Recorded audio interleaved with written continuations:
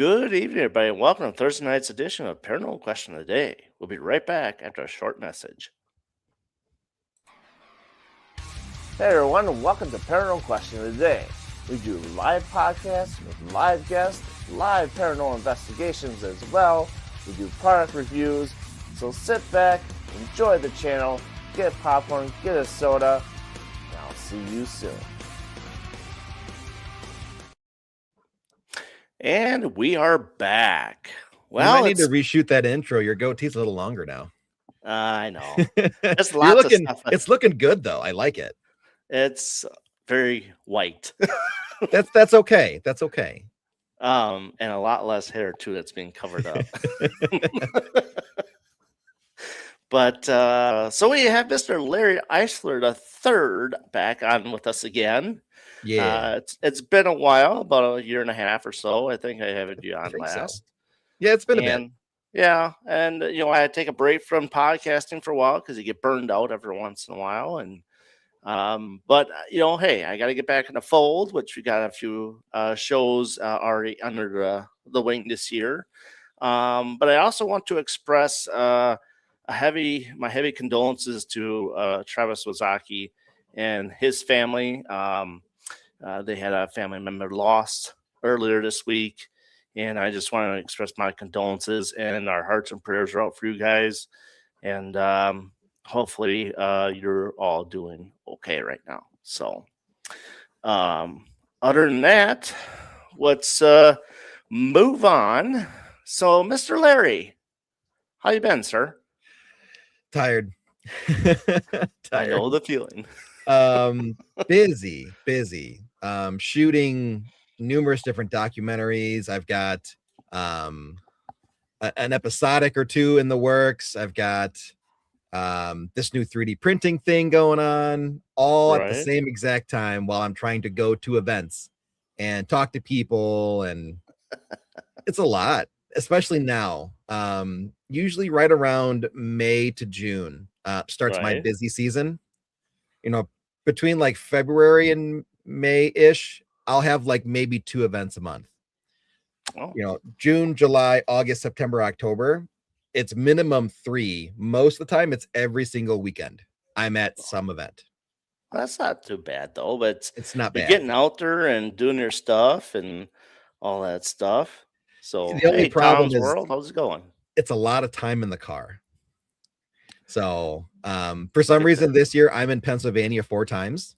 It's an 11-hour drive. It's like well, I suppose you'll be going to what's big out there? The Bash. The Bash, yeah. Yeah, I've not been to the Bash. So you got to go. It's great. It's a great time. The Bash, I want to say, is in 2 weeks, and then the next one after that is the Paranormal Research Symposium. Okay. Which I'm giving my talk on AI in the paranormal community. Okay. And then in September, I'm there for the Underworld Culture Con. So that'll be interesting. July, August, September. I'm in Pennsylvania once. Well, I mean, you get to see all the people from BB3 TV, which this is Tom's World. He's part of that, I believe. Yep. I hang out with Taryn at the Bash all the time. So there's been a few times I went surgery, to Jersey, I believe. So she did. Yeah, her meniscus tear. Yeah. I wonder what she was kicking. Stone Cold Steve Austin. He's kicking her husband. Oh boy. There's Carmen. How you doing? Hey, just saying a quick hello from Samuel Miller Mansion. Very cool. LLC. Columbia, Pennsylvania. Very cool. Nice to see you in here. And NPA is awesome. Awesome state. Yes, Tom. I did an event last month called the Creepin' It Real Festival in PA. It was like in an old stone jail. It was really neat. Oh, I believe it. I'll be at the Bash too. Come and say hi. This beard will be much shorter by the time I go to the Bash. Trust me. It will be. Hey, no copying mine. No. I always keep a little on the sides, but yeah, this was usually at least at one point in the summer around June-ish, before I start getting too busy, I just let the beard go. Right. And then because I'm gone so much, I have to start keeping it in. So this is my lumberjack phase. Okay. Okay. And then I have Well, to be professional. Yeah. so for those who don't know who Larry is, you want Mhm. to kind of explain a little bit of who you are and what you do in the paranormal field and stuff like that, so that way they kind of give a background. I did list that last page this afternoon about kind of That's all. doing a little back research and stuff. Sure. So I've been in the paranormal since 2009. So give or take 17 years. And the majority of that has been spent, in the beginning trying to disprove the paranormal. Hmm. It's all fake, it's all garbage. Everybody makes it up. And when you've been in it long enough, you start looking at it and you start going, how do I explain that? I don't, how did that happen? So then you swing the other way. And now everything's a ghost and I have to prove why it's a ghost. Yeah. Cool. Okay, great. Except, obviously that doesn't work that way, right? So it's just kind of a back and forth and back and forth and back and forth. And I kind of settled somewhere in the middle. And that somewhere in the middle is, I don't care to debunk a ghost. I will if it's very obvious. Hmm. But I also don't care to prove it's a ghost. I'm very much here to live in the moment, and I'm here to tell stories and share stories. And if you don't believe it's a ghost, well, that's on you. Yeah. That's not on me. You're in a good spot, honestly, because it doesn't make or break a location, No. and you're still learning. 17 years in, I'm still learning. I think the way I look at it, and my friend Rowan, God bless his soul, that we always say, if you stop learning and you don't care to learn more, then there's no business being in it anymore. I agree. And that's the great thing about the paranormal is, there's so much undiscovered that there's never going to be a point where we're going to look at the paranormal and be like, oh, we figured it all out. Hmm. There's always going to be something new. Yes. So especially like with the locations, Oh yeah. you can be the Always new best of the locations best, popping up. and then there's a new location. You're like, ooh, I want to see what's there. I want to learn who's there. Right. Right. So yeah, I got into really focusing more on the locations themselves, Hmm. telling the history of the locations, and then sharing that history with people so that they can go and investigate it. And then learning the story of the spirits and then sharing their stories. And Right. that kind of rolled into me also being a filmmaker. So I kind of took this much broader area of the paranormal that I was in and just kind of refined it down, and now I'm just a paranormal storyteller. So how much of the filmmaking do? Do you still do any of that, or not really? Kind of put that off to the side. So I started my first big project was my show Expedition Entity. We ran Hmm. for 3 seasons on the Paraflix network, Yep. and we won a Telly Award for it. So I was really excited about that. But that was more, you know, kind of generic investigating, Hmm. using the tools and getting the numbers and the science and all that stuff. Right. You still had a lot of conversations with spirit boxes, but it was more about the evidence. Right. And after I got out of that show and the show wrapped because my partner Dan retired from the paranormal altogether, Yep. um, I was kind of left in the lurch a little bit. Like, what do I do? And I started getting into feature length documentaries. Hmm. Instead of doing 6 hour long episodes, now I do 1 hour long doc about just one location. And there's no deadline, there's no rush. If it takes me a year, it takes me a year. Yeah. So instead I of think it's a punching, better schedule then. oh, way better, way better. I get way more sleep now, that's for sure. Because Well, we back need that. then I'm doing one episode every 2 months, and every episode was 50 minutes, so it's a 50-minute edit every 2 months. It was super stressful. Yeah, but the 50-minute edit is always like a 3-4 hour edit, though. Oh, 75 hours. Yeah. Every episode was approximately 75 hours, depending on the investigation content. So all That's that too has to be much for me. reviewed and then edited, and then it was a lot. So now that I'm doing, 1, 2, 3 projects at a time, but they're all spaced out, Right. it gives me a lot more flexibility to focus on one for a while. Yeah. So like in 2024, we did The Seance, which was our big documentary. Mm-hmm. And we're still waiting for distribution on that. We don't have an answer for it, but for 24 and 25, Taryn, I hope your knee's feeling There's better. Taryn. Oh, my How you doing, back foot Taryn? recognized Hopefully the hand everything's gesture. going good. So with The Seance, that was the big one for 25. And then we started filming our doc about Jericho, and that's still in the process. And then we filmed the follow-up to The Seance. Like, those are my big 3. Right. I might do small stuff in between, but they're not my priority. Whereas before, I used to cram so much into there, and I used to churn stuff out so fast, but I'm finding that the quality's better now. So I like it like this. Quality over quantity. 100%. Especially that's what we always say at the trucking factory, but it's usually we make trucks, not cents. Sure. Fair. They spend a lot of cents to get the truck. Yeah. But when it's half all built like shit and we got to turn it back and fix it. You got to turn it back and fix it, right? Absolutely. So that's kind of where I'm at. I'm a filmmaker. I travel all over the place, do investigation events or just random pop-in investigations. Like I was telling you backstage, I just get invited to groups. They're like, hey, we've got an empty seat at Waverly. You want to go? Yeah. Or my friend Jesse, hey, I'm going to Edinburgh. You want to come with? Yeah, sure. Okay.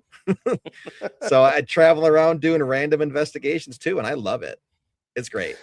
Yeah. Once I get some invites like that, I'm like, yeah, it'd be cool. Get to go here, get to go there. It's different. It's very different.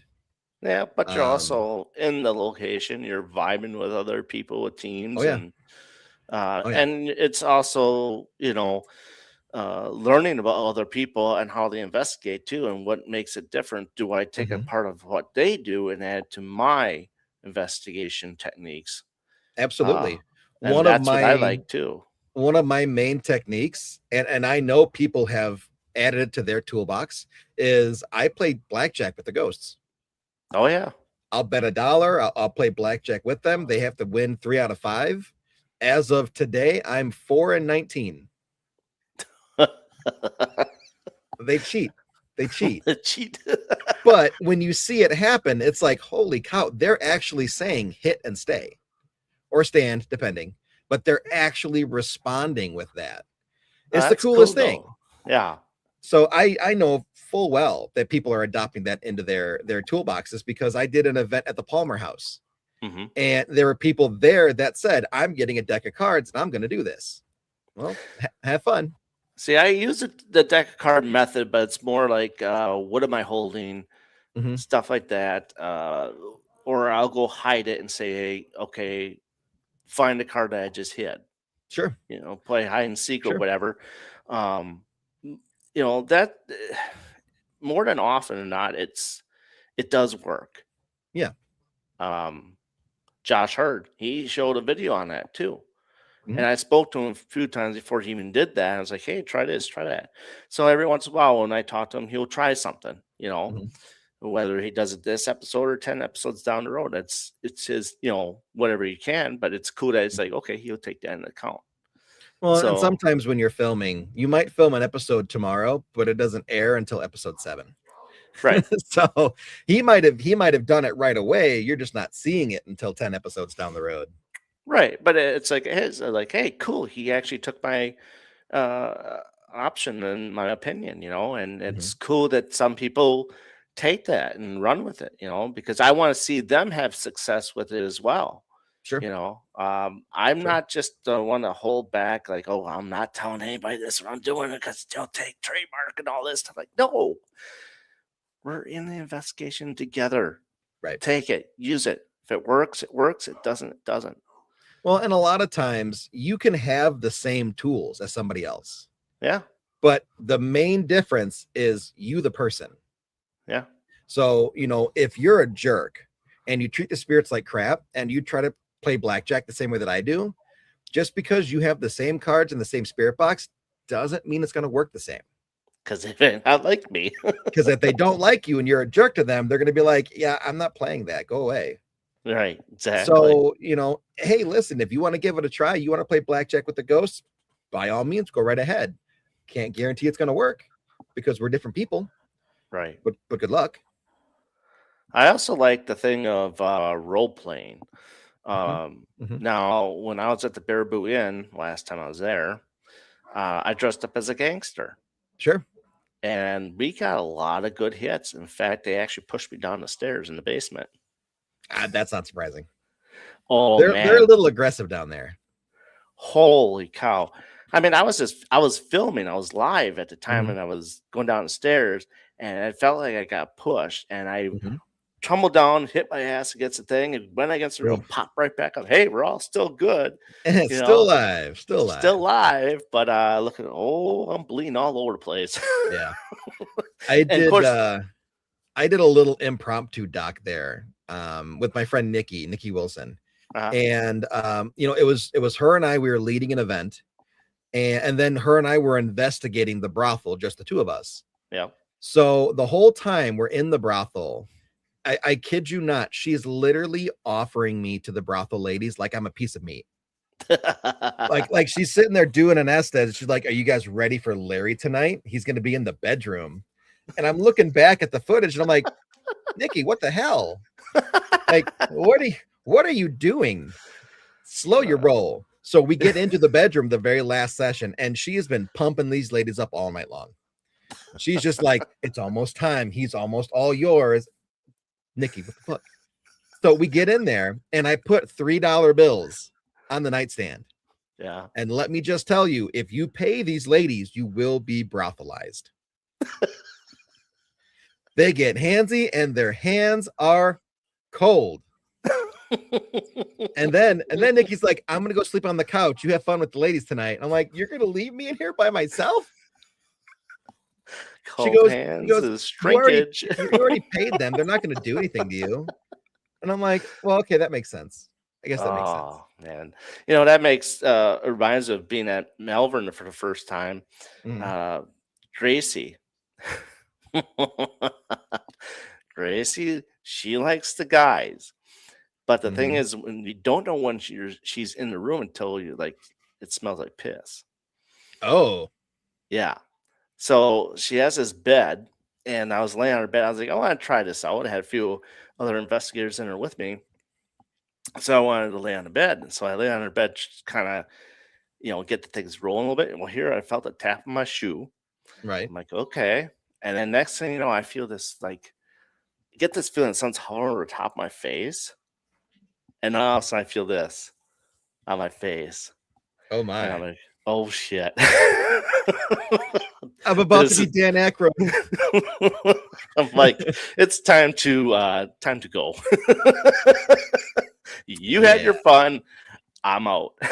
They can get a little handsy. They Yeah. really can. Oh man, I know Shelly has asked me to come back there, and I just haven't been able to get back there yet. But Yeah. I do want to get back there because downstairs was kind of slow, but the interrogate was at the room with the pole. Yeah. That room there, John saw a couple things around the corner that Sure. peeked out and stuff, and Sure. we got some interesting EVPs and whatnot. But Mhm. it's something I got to go back to because you can't just go to the place one time. Mhm. Yeah. So in the Yeah. brothel, I slept on the couch Mm. and I heard it sounded like a kid talking in my ear, Okay. and the kid was telling me his name was Billy, and I'm like, did I just dream this or did I actually have this happen? Sure. So I told Shelly about it, and I told the other people about it, and they're like, yeah, Billy's part of the room. Mhm. So that was kind of weird. I never had that, but wearing that get up suit, I think makes a big difference. Yeah. I think So so too. You're basically a trigger object. yeah, and I like that.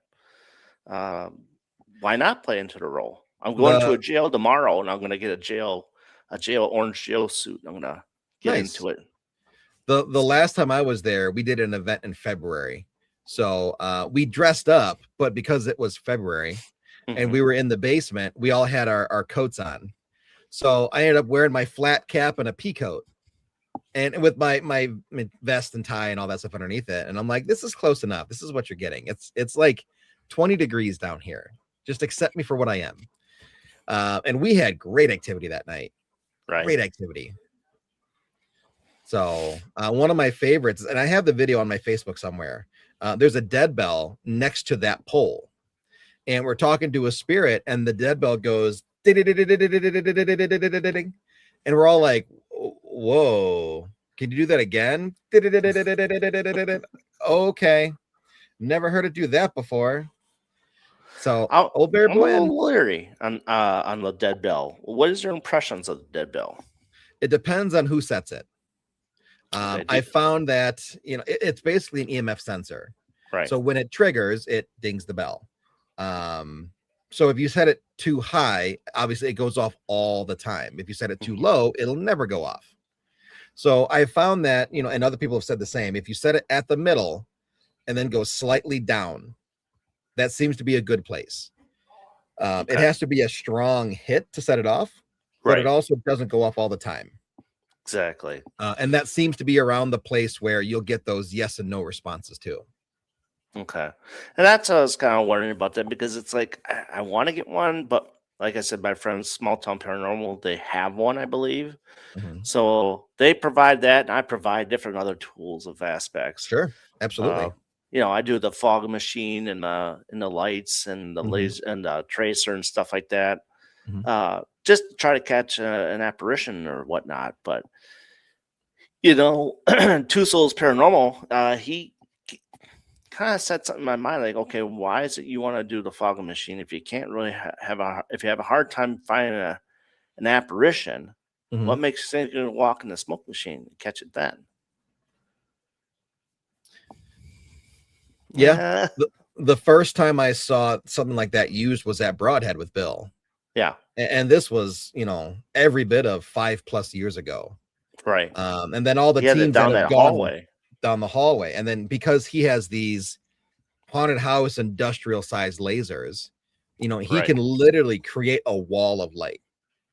And he'll cut the room in half with the laser, and then you can see the airflow through the laser. You can see how the fog moves and shifts with airflow. So, you can see how the air flows out of one room and across the hall and all that stuff. But you can also see where an airflow starts in the middle of the hallway and then disappears. Yeah. So, well, what the hell caused that? Right. So there's multiple ways to use the fog to our advantage. It's just a matter of reading it the way you want to read it. Right. As long as you're aware of the natural airflows. From one door to another door and HVAC and all that stuff. As long as you're aware of that, anything that pops up outside of those zones, I go, that's kind of weird. Yeah. The one weirdest thing that I've had happen to me at Broadhead. So in the band room, I tried an experiment where I had 4 laser grids, 2 on this side and 2 on this side. So it kind of fed all the way around like that. Sure. And they all died. So I'm like, okay, fine, we'll try something else. But we started asking questions with the recorder. So when we started asking questions, one of the laser grids popped up. Then this one popped up. Yeah. So it's actually doing a yes and no with the laser grid popping with on and the off. grid turning on and off. Yeah, that's cool. So that was something different. I've never seen that happen before. I'm thinking I want to try that again at Edinburgh in the basement and see what I can get out of that. Oh yeah.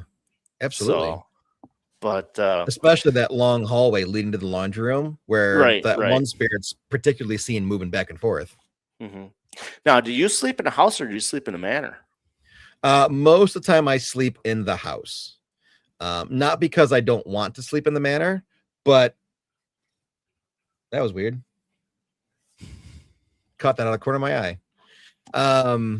Go away. Ghost down here.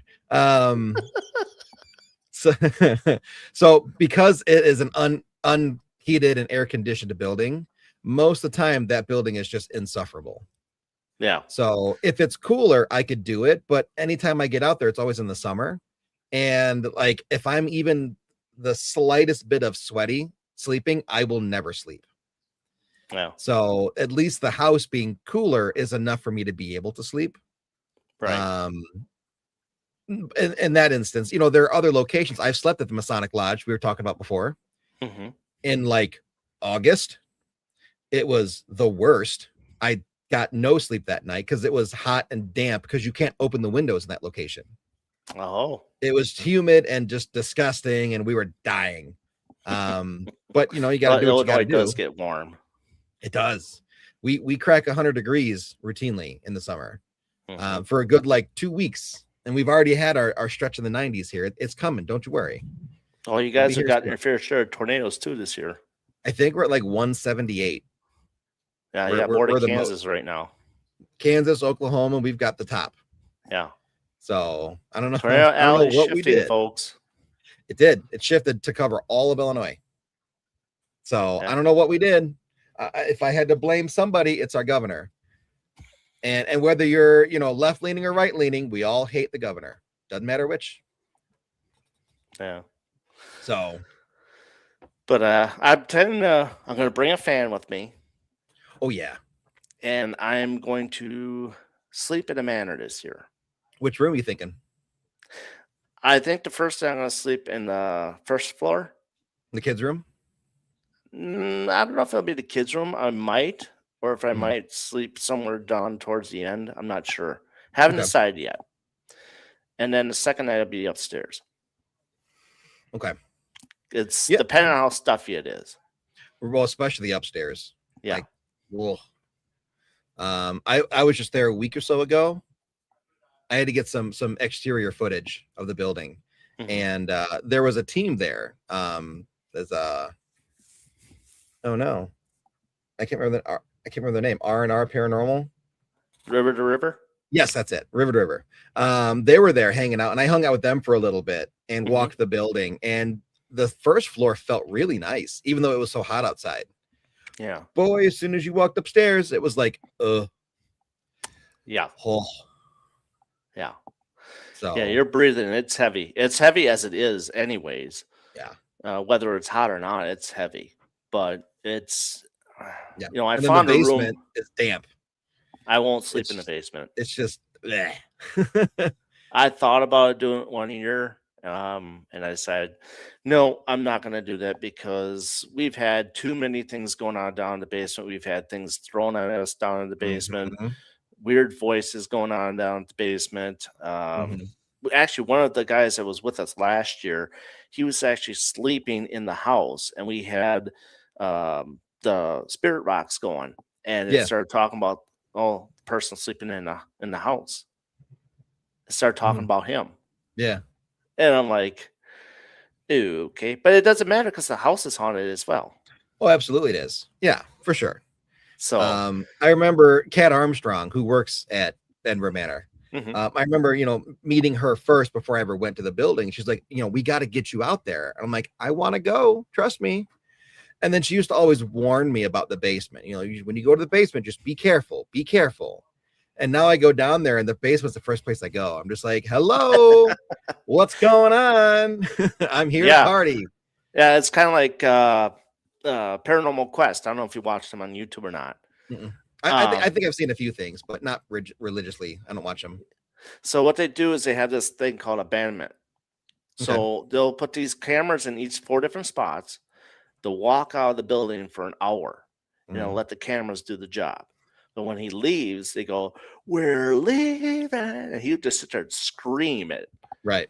And it's like, okay, shit starts popping off. So I don't know if you say that when you're leaving the building, just kind of see what happens, and then say, okay, well, now they're gone. What's messed with the gear? If I do static stuff, I usually will. I'll make it very well known that I'm doing that. Like when I did Jericho 3 weeks ago, I was there for 3 nights by myself. So I did static on night 2 and night 3. Okay. And so, I set it up and let it run. I think it's for 6 hours before the camera cards were full. So, and that was around the time where it's like, okay, I'm going to set my alarm. I'm going to wake up in 6 hours anyway. So I'm just going to come and grab the camera because the sun will be up at that point. Right. So where did you So sleep? I slept in the convent, but And how? like I felt weird about it because number one, I'm by myself. I'm Yeah. a dude in the convent for nuns by myself. And I'm like, I don't want to sleep in their bedrooms because that feels really disrespectful. I get that. So I'm like, I'm just gonna sleep on the couch. And it ended up working out better because the first floor is air conditioned, the second floor not so much. Right. So and then the first floor has curtains that are blackout curtains. Second floor, not so much. So once I got up and I grabbed all the camera equipment and the microphones and everything, and then went back to sleep again for a little bit because the living room was dark. Yeah. It worked out great. It was nice and cool, had no problems. And then I was also right next to the kitchen. So if I needed a snack, it's right there. Oh yeah. Did you But ever have any of the nuns come sit with you at the table? not, well, as far as I know, have not sit with me at the table, but in numerous times, including on live streams when I was there, you would hear footsteps on the floor above me. And then the chat would be like, was that a footstep? And I'd be like, yeah, that was them upstairs. Yeah. Again, I'm the only one in the building, but the nuns are doing their thing. Oh yeah. So you would hear them walking around all the time. And it's just like, hello. Okay. It's an Hi. interesting location. I do like it. I don't recommend people do solos that long by themselves. You really have to know what you're doing. The church. So I was with Wayne Gunther, like the Small Town Paranormal. Mhm. It was just he and I for 6 hours or 7 hours. It's one of the two. Okay. Well, I'm like, okay, you can stay in the convent and I'll go in the church and we'll see how this goes. Mhm. And I had my thermal camera getting there, going through the thermal, red all over the freaking place. Yeah. Red. I'm like, oh shit, that's heat. Oh, number Right. one. Right. But the windows were going bang, bang, bang, bang, bang the whole time in there. I'm like, Jesus Christ. And then I was like, okay, I'm right smack in the middle of the church. And I'm like, yeah, who's ever around? You come walk up by me or whatever, whatnot. All of a sudden I hear behind me where the front door is in that area. Mm-hmm. And I all of a sudden hear running right behind me. I'm like, oh, they'll run right up on you. And I know exactly what that is because it runs up on me too. I was in the basement of the church by myself. Yeah, that's a freaky looking area. I actually have a video of it. I posted it that next day. You see me just kind of like doing something. I'm picking stuff up because I'm about to end that session. And I look down at my camera and I look up and then something ran up on me and stopped right here. And you see me go, I'm saying something like, minute. That wasn't nice. Please don't do that. Like you can tell in my face, I was like, oh, but I'm trying to like play it cool. Like, hey, that wasn't cool. You shouldn't have done that. That must have been an accident.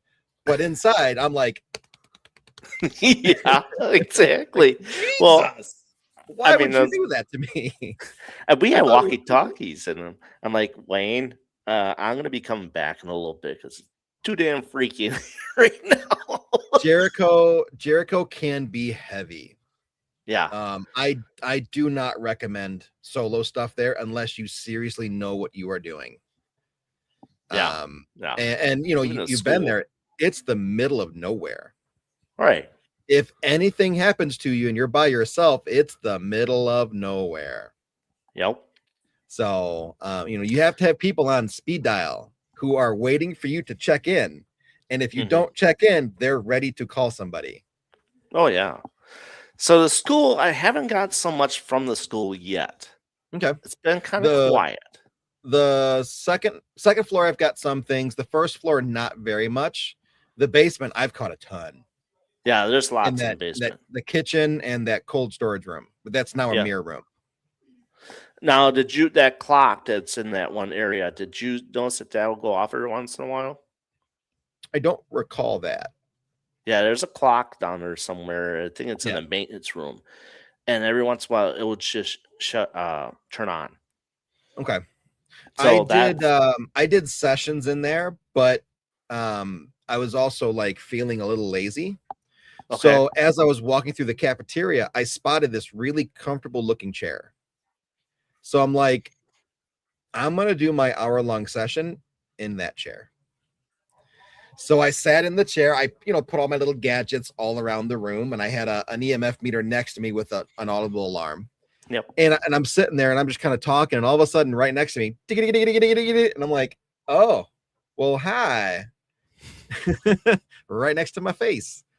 But my favorite thing to do is Estes. When you're solo, you can't do Estes. Ghost But chatter. Have you tried that? I don't like it. You don't like it? Because all the questions are pre-programmed and you can't react live. You can't react to an answer, right? So Well, they you just can go live on there now. how so? You pair it with their YouTube channel, and you can I go didn't live. know that. I Yep. didn't know that. It just within about a month and a half ago, you can go live with it now. Okay, well then super new then. Yep. And then they Okay. got people that can chime in and ask questions, Okay. and then they'll say it right above. They can give you little points and coins or whatever when you're live. Sure. And then I'll have you to look can, into it. yeah, it's very interesting. And then they have an Estes method part of it where you're Okay. doing Estes by yourself. Yeah. The Estes by yourself, where like it uses pre-programmed questions. I never liked it because you can't chain questions together then Yeah. unless you pre-think of them and write them in. Right. But you're not going to do that. You kind of do that on the spot, but Right. And in the basement there, I have an Estes where 5 or 6 questions were all answered in a row, all by the same spirit. yeah. And it's like, holy crap, like that's an amazing story, but only because the question asker was able to be more fluid. Right. Right. But yeah, it's free. All of it's free. Josh just said something on Tuesday. I was Yeah. saying that Connor Biddle made it all free. Okay. So Yeah, I'll definitely have to check it out for an update and see how that works. I mean, I'm down to try it. It's just, for the most of the part, I just rather it be an in-person thing. Mhm. Because the paranormal is all about energy.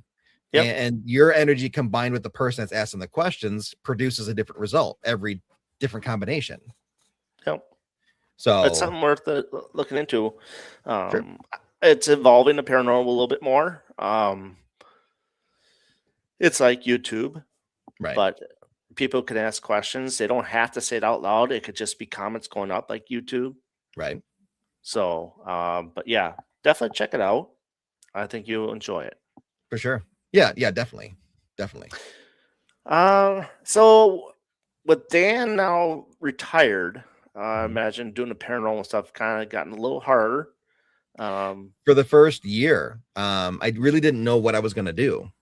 Yeah. Because he and I had investigated together at that point for like 14 or 15 years, Mhm. exclusively as partners. And, I was kind of like the baby duck kicked out of the lineup. It's like, I'm on my own now. Go waddle away. So it took me most of 2024 to really figure that out. And then that's how we ended up with the seance October 2024. And then that kind of carried me into 25. I met Brittany and worked with her for 25 and half of 26 here. Mhm. And then, just kind of trying to find my way in the paranormal world again. Yeah. It's a revolving door for me. I just try and find my way. I mean, I got a Yeah. lot of my friends in Iowa and stuff and parts of Wisconsin and whatnot, but it's Sure. I like just being me without needing to worry about a team. right. I can go anywhere. Like, hey, we have, like I said before, we have one spot. Do you want to come to this investigation? Yeah, sure. Mhm. I don't have to turn things down because, I have a partner or, we've agreed that we're always going to do stuff together. I don't have to worry about that anymore. Yeah. So now when someone messages me, hey, I've got a spot, it's tonight, you have to be here by this time. Can you make it? Yeah, sure. I'll be there. I just That's a pick good up and go. feeling. Right. That's a good So feeling to have, though. it is. It's a lot more freeing, and it allows you to live in the moment a little bit more. Hmm. Especially when you do film, everything is so structured. I think it's easier to make friendships and relationships with people with locations when you're by yourself. Yeah. They get to know you a little bit more. Right. That's why I'm going tomorrow, like I said, to Kiwani, and uh, just it's a self guided tour of the jail. Mhm. So I'm like, okay, I could do that.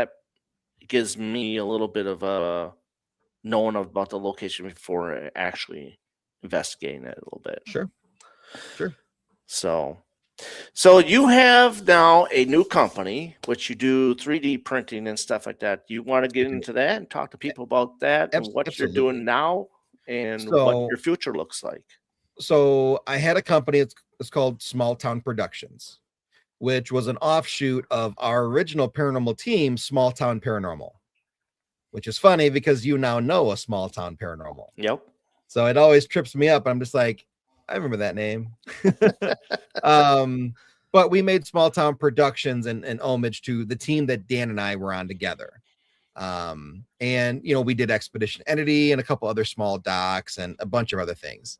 Hmm. And this last month or so, it came time for me to kind of reinvent not only my brand but my identity, who I Right. am. Small Town Productions was always Dan and I. Even though he had retired and it was me now, it was still a vehicle for he and I. Hmm. So I wanted to rebrand the production side anyway. I had numerous names and different things, and none of them ever really felt very good.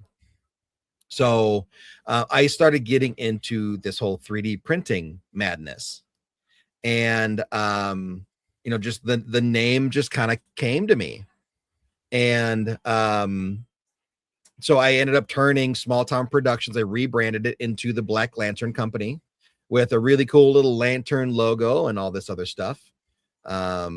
And now that is my DBA. So anything I do for film, for vending, it all falls under this one thing now. Hmm. Because really, when I go to conferences, I'm there for film too.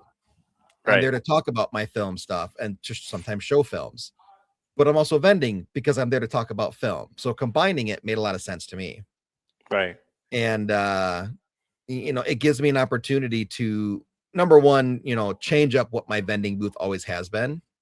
I felt it was getting stale because I've been doing this since 2018. Hmm. And as you go throughout the years, you change your stuff at your booth. But I've had the same stuff for 2 years now. It just got stale. Right. So with this 3D printing, it allows me to create anything I want.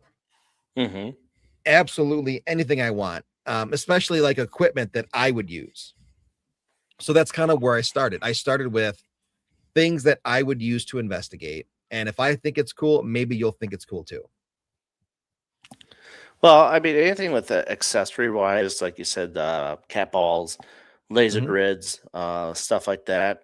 Mm-hmm. That's always going to be an accessory that people are going to need because sometimes when you get at a location, you have a cat ball, and it's like, okay, well, is this going to work or is it just going to keep rolling because it has nowhere to stop and pinpoint Right. itself? And not only that, if you put it on a shelf or a table, some of these locations are in rough shape. They're not level. Yeah. That ball is going to roll on its own. So even if it's on a shelf high up, that little cat ball stand prevents it from moving on its own. Hmm. Now anything that lights it up has to be actually lighting up the vibration sensor on the inside. Right. So, well, now what is it? It's not movement because it can't move. Right. It's on a shelf. Nobody bumped it. And, Hmm. 9 times out of 10, those little stands actually absorb vibration and it won't set the ball off. Which makes it harder. It makes it harder. And a lot of times the balls don't go off. Yeah. So And when there's a it lot does of go people off, that it's really like, don't like cat balls because they go, well, it's not paranormal stuff. And it's the simplest thing, man. take out the fact that it's a cat ball. Yeah. It's a toy. Take out that. What's on the inside of it? A vibration sensor with a light. Yeah. That's all it is. It's a vibration sensor. So if something tries to pick the ball up, Mhm. it's going to vibrate, it's going to go off. And there's also um, Traverse Moon. Yeah. Okay, Yeah, so Crystal Kelly. they have a Ouija board that they use the cat ball holders to put on the Ouija board. Hmm. Hmm. I Yeah, think that's a unique situation there too, because that way you can totally. help you spell out what you're trying to instead of Totally. using a planchette. Absolutely. And it's just a different way to do things. And Yeah, it doesn't cost $600. And I feel like exactly. that's the most important thing is, you have these envoys and Ovilus and the SLS where they're so expensive that the Yep. majority of paranormal investigators can't use them. Yeah, I don't go that high. At the most I'll ever spend on stuff is like maybe 150 tops. I'm around there, 150 to 200. If it's something I really want, I'll go to 3. Yeah, Anything see, over 300, and it's like, but what does it do and why do I need it?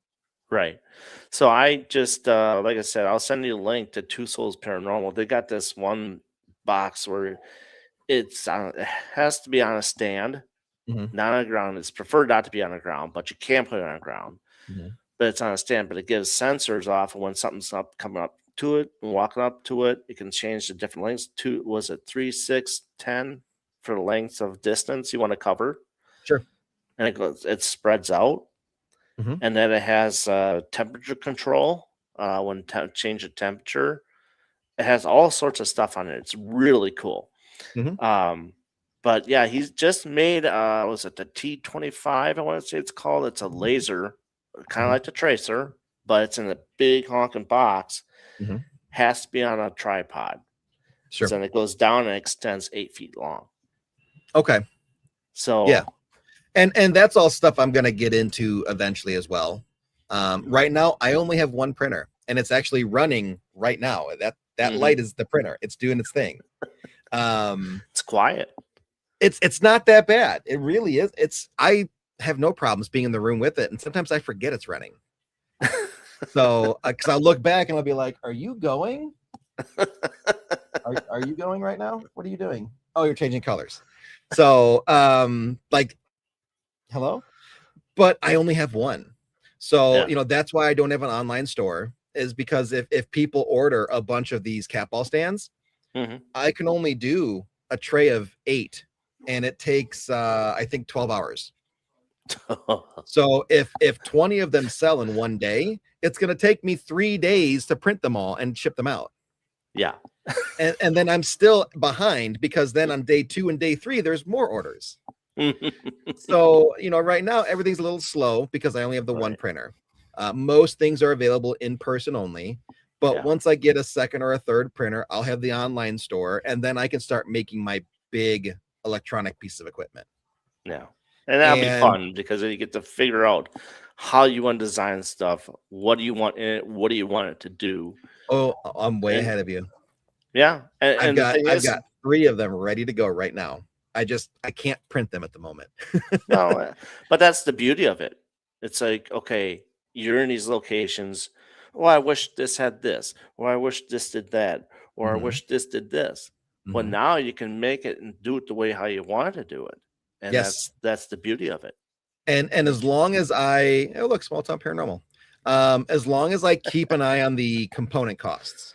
Right, right. There are a couple pieces of equipment where getting the circuits and the wiring, the resistors, the capacitors, all of that adds up.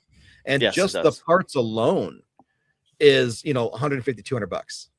Yeah, And then I have to print it and then sell it to make a little bit of money. I'm looking at it like, okay, this does 10 times more than a normal piece of equipment does. How do I justify the price? Because it's expensive. yeah. So it's hard because you don't want to be, another ghost stop that overcharges on everything. Yeah, and the thing is too is like last night I was watching uh Connor. He was at a jail and he was using the newer tracer wire. Yeah, Okay. The first one is notorious for problems. There's so much problems with the first tracer wire. I can begin to start where it is. And mhm, then the second one, it has some glitches in it as well, sure. but there again, what are you going to do? I mean, you're trying something different, but there are glitches with when it comes to products. Well, not only that, but people also don't treat the products like they should. Right. You know, the primary example of a product that's treated horribly is the tripwire. You know, those sensors, you should not be dropping those sensors on concrete. Mm-hmm. You know, people are like, oh, the sensor went out, or it must be the battery. No, you freaking dropped it 3 feet down onto concrete because you didn't want to bend down to set it down. Yeah. Stop dropping your equipment and then blaming it on the equipment. It's a sensor. They're delicate. You have to be careful. Well, yeah, the second one has a LiDAR to it. Yes. Yeah. The tracer. So, yeah. Yeah. And there's a LiDAR, the one from that I got from Two Souls Paranormal. There's a LiDAR in that one. You start dropping that stuff, it's not going to work anymore. Right. So, you know, you spent money on it, like, just set it down. Those things aren't cheap either. No, they're not. The Hydro is another one it's like a spider. That's even more expensive. But, you know, you look at the cost of these chips, like they're expensive too. Yeah. You know, there was one piece that I'm in the process of, you know, picking all my circuit boards for, and just the LCD screen by itself is $30. Mm-hmm. Just for a small LCD, $30. Yeah, that 2-inch TFT. Yeah, exactly. And when you think about it, you know, that's not super expensive. But when you have 5 other chipboards that are $30 to $50 a piece, all of a sudden that one piece of equipment, just the parts, is $200. Mm-hmm. And people get mad because you want to charge them $300 or $400, but it's like, well, this piece isn't really for everybody. Yeah. But that's why I focus on a lot of the other stuff. You know, I don't have any prices listed online, but my cat ball stands are $10 a piece.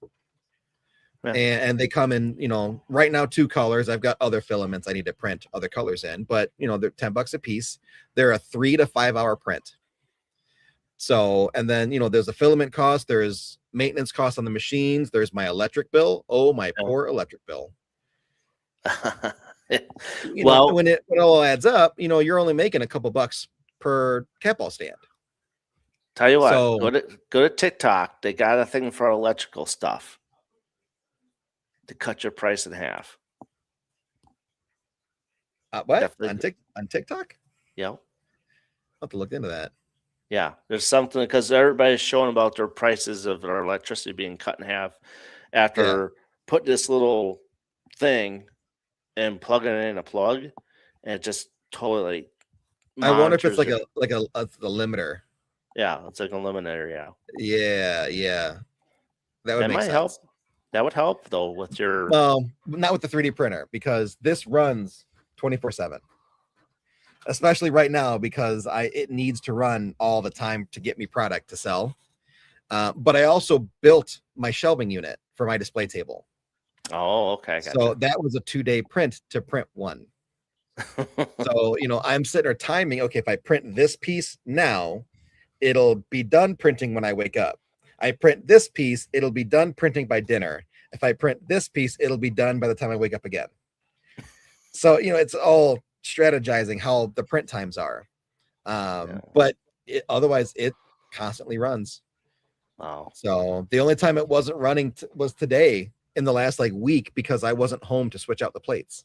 Right. But I have an event this weekend, Saturday all day. I'm at an event, and I guarantee you it'll be running all day. So let's get into that, because we are getting to the top of the hour here. Sure. Sorry. I called somebody. Hello? But let's get into that. Where are you going next for your events, and where can people find you and get a hold of you if they want, like I said, hey, I want some of those cat ball things. Right now, the best place to get a hold of me is going to be Facebook and Instagram. I have a TikTok. I'm not super active on it. I'm just not. Facebook is the best. It is my name, which will come back over here eventually. You just look me up. I've got a blue check mark. It's super easy to find. The cat ball stands and all that stuff right now are only available in person. Okay. Just because, again, I have one printer and I wouldn't be able to keep up with demand. Okay. So once I get a second printer, then I can start looking into the online store, and then it'll be much easier for everybody. So in order to get them in person, you got to go to the events that I'm a guest at. So for this upcoming weekend, it is the Witches and Wellness. Okay. That is in DeKalb, Illinois. All right. Somehow I have a weekend off in July that I've never had, which is weird. I must have messed the dates up. So the weekend after this, I have off. I'm going to be printing like crazy. And then after that, I'm at the Gettysburg Battlefield Bash. And then the weekend after that, I'm in the New Orleans Paracon. And then after that is my birthday. I actually took that one off, but I'm also investigating Edinburgh Manor. So not really took it off. I'm doing the Paranormal Research Symposium. Now, there's no vending at the Research Symposium. Okay. But if you're there and you want something, it won't be very hard for me to go up to my hotel room and just bring it out of my hotel room. Right. So I don't need a vending table to sell stuff if you know what you want. Right. So, and then September is my big events. I've got the main Paranormal and Horror Con and then the Underworld Culture Con. And those two are two ridiculously huge events. So I got to print up a storm to be able to stock those, because I did them last year and my table almost sold out of everything. So a lot of people. Yeah, and I believe that's how things go. I'm hoping by September, though, I'll have the second printer and then I'll have the online store. Mm-hmm. So the more that sells now, the sooner I'm going to get it. That's kind of where I'm at. Well, good luck to you, Knowles, and your printing your stuff, and hopefully things will, in a year or so, check back and see how your business is doing. And yeah, I've already had half a dozen people reach out, wondering where I'm going to be at. And I'll just be like, my schedule's posted, it's pinned to my Facebook. And then they'll be like, oh, cool, I'll see you at Gettysburg. I'll see you in Maine. I'll see you. Great. I've got all my stuff. First come, first serve. Now, is there any locations that you haven't been to yet that you are waiting to get to go to? There's been a lot of locations. So a lot. I know when I'm on my way to Gettysburg for the bash, like we're stopping at the Crescent. So I get to investigate the Crescent for the first time. Sanatorium. And then I think it's on the way to Gettysburg again for the research symposium. I'm stopping at the Ross House in Ohio. Yep, so I'm doing the Ross House. So like there's nothing right now that is like a must go to for me. If it's on my path and I'm already heading there, or I'm heading through there or past there, and you want me to stop by, yeah, I'll check it out. Sure. Okay. Now, when I go to the New Orleans Paracon and then the Cajun Country Paracon next year, like there's some things down south I do want to check out. So for New Orleans, I've never been before. So just don't get into that voodoo stuff. Well, I don't plan to. But I want to check it out though. Like I want to see the shops and be like, what is all this stuff? Picture. I'm possessed now. But like New Orleans, I want to spend a few days exploring before I have to work. So that's kind of the plan. We're going to be there a few days early, just kind of checking it out. And then, I'll at least be able to scratch a couple things off my list there. I hope. Well, we got, paranormal never ends. So, no. It'll just keep evolving. That's what I've noticed throughout the years of doing the paranormal stuff. It just keeps evolving more and more and more. And we evolve too. Yes, we have to evolve, because if we don't evolve and stay back the way how we were when we first got in, it won't work. And proof of that, my presentation that I'm giving this weekend is about going from skeptic to spirit, from being super skeptical to embracing that's a ghost. I'm looking at a ghost, right? I saw a ghost walk across my office over there. It wasn't, some other thing. It was a ghost. Yeah. So whereas 10 years ago, I would have been like, it's just my eyes playing tricks on me, Yeah. you know? I mean, you get that a lot of people say, well, you're in the dark like for 8 hours. How fun could that be? You're just staring at a wall. Well, you know what? It's a lot more fun doing that than just doing something else that you don't care to be doing. Very true. You Very, know, very true. I mean, that's the way I look at it anyway. I agree. And I like it. You know, I have light sensitivity. So, you know, my laptop has a little edge light on it that lights up my face. But Mm-hmm. otherwise, like the rest of my office is dark because it's normally too bright for me. Yeah. So, you know, for me to sit in the dark, like I can still see fine. Yeah. I don't need a lot of lights. So it's not really dark for me unless there's no windows. And like I like it. You know, as long as I'm comfortable sitting in a chair and I've got Mm-hmm. something to do, I'm cool. I could be there for hours and I'm perfectly fine. Yeah. I would love to stay at Edinburgh for a week. 3 days at Jericho, I found was probably the extent of what I would want to do. So Yeah. I don't think any other location I'd want to do more than 3 days unless it was so big I needed longer. Well, you got the new jail that's on Iowa that Josh Hurd and Tori Westhoff has. Yep, I've seen their post about it. Yeah. Yeah. It That is on one. the other side of Iowa though. Yes. That would be quite the jaunt for me. Yeah. But Eventually then, I'd like to. I mean, you got Melbourne Manor. That's 10,000 Mhm. square feet. Mhm. You got the one that Tori has, the Sleeper. Sleeper Mortuary. That's Yep. 15,000 square feet. Mhm. So When we did Broadhead Manor, which is 60 for the 60, building, so it's 80 or 180,000 in total space. yeah. I believe or maybe it's 20 per floor. Maybe it's 20 per floor, 60 total. I think it might be that. But you know, it was big enough, and there's so much activity in each floor that we had to do investigations on each floor separately. Yeah. It's just too much to do all at once. And the third floor is now full fledged Yeah. because he's got that library going now.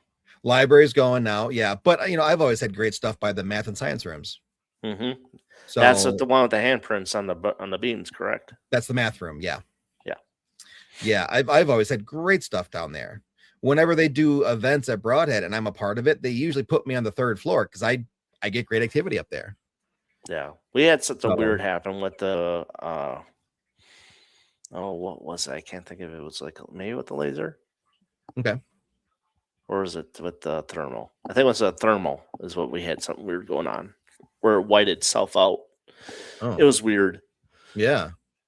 So, but other than that, I thank you, Larry, for joining us tonight. And Thank you for having me. like I say, we'll get you back on in about a year or so again and see where you are progress with your printer work and stuff like that. And you know, who knows? Maybe you'll be part of another team. Who knows? Probably But, not. I'm teamed out. I'm just teamed gonna out. I'm gonna fly solo for a bit. I, We'll fly solo. I get that. I get that. But like I said, if with their busy schedule and stuff like that, I appreciate you coming on and having time for us to have a little discussion, and that way you get your stuff promoted out there for your stuff. I Yeah. thank you all for joining us in the comments tonight, and we'll be back in 2 weeks with Nathaniel Elwell. I'm sure you know who he is. I love Nate. Nate's a great guy. Yeah, he's awesome. So we'll have him on in 2 weeks. And for BB3 TV, Paranormal Brew, and MGS Paranormal on YouTube, I bid you adieu. So long, everybody.